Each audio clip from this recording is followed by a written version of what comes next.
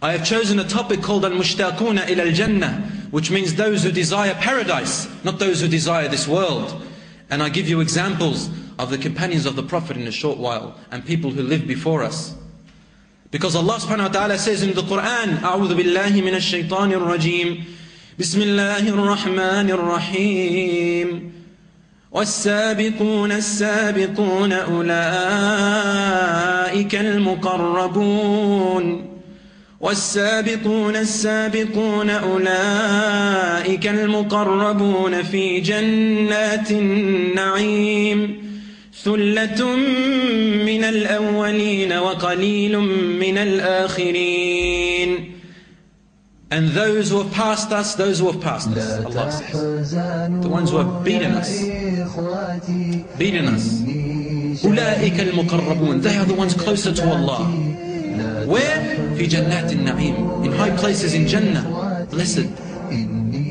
ثلة من الأولين, a large amount from the people before us. وقليل من الآخرين, and only a small amount of them still exist in the aftertime, meaning in our time. Who are the Sabiqun, brothers and sisters? From the time of Muhammad sallallahu alaihi wasallam, his companions and the ones after them. They are the Sabiqun. They have beaten us in two things. They are the Sabiqun, meaning they are before us.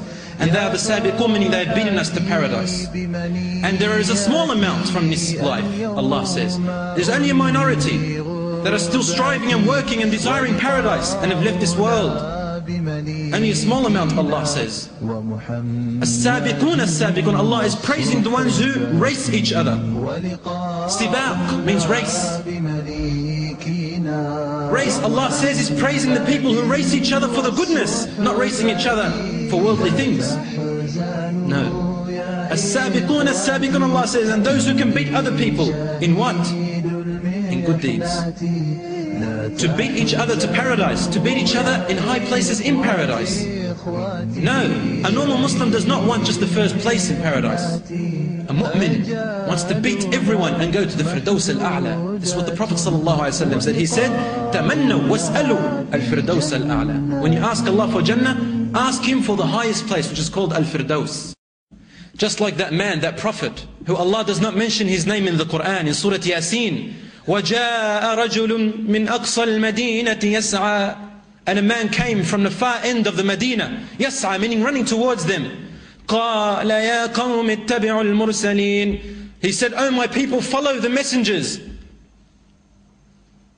قَالَ يَا قَوْمِ اتَّبِعُوا الْمُرْسَلِينَ اتَّبِعُوا مَنْ لَا يَسْأَلُكُمْ أَجْرًا وَهُمْ مُهْتَدُونَ. Follow the ones who do not ask you for any wealth. They're not asking you for any wealth or any ajar, any exchange.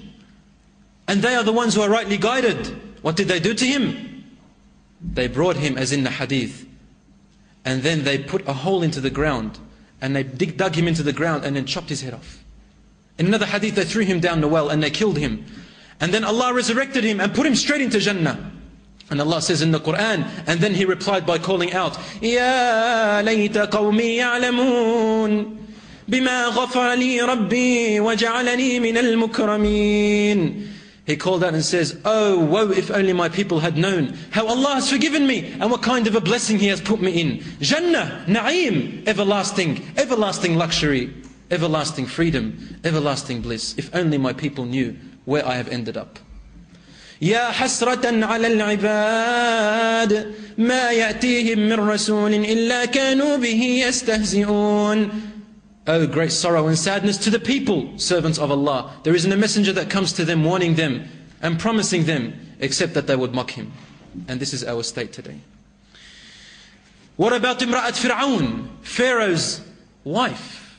She also embraced Islam in secret. And when Pharaoh found out, he brought her, as in the Quran, وَامْرَأَةَ فِرْعَوْنَ, and the wife of Pharaoh. In the hadith it says he brought her and then he stripped her naked and he hung her, to the ceiling from her breasts, and he began to torture her.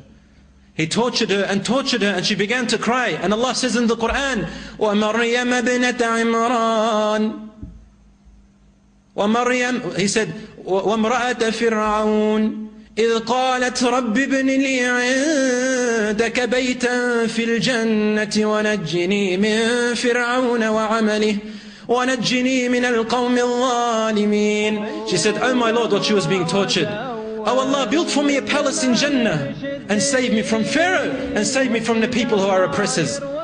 The hadith says, while she was being tortured, Allah showed her a palace inside of Jannah, and she began to laugh, and Pharaoh began to torture her even more, saying, what is making her laugh? Torture her more. Isn't she feeling this? And she died laughing. Little did he know that Allah was showing her place, her palace in Jannah, which made her forget the pain. It was too overwhelming. And she died, seeing her palace, and she died, going into Jannah. وَالسَّابِقُونَ السَّابِقُونَ. Those who beat us, my dear brothers and sisters. فقد الزول الجميل أطلب الله لك جنانا واطلبه ظل ظليل يا لا لا لا يا لا لا لا والوعد جنة وحور والوعد جنة وحور والوعد جنة وحور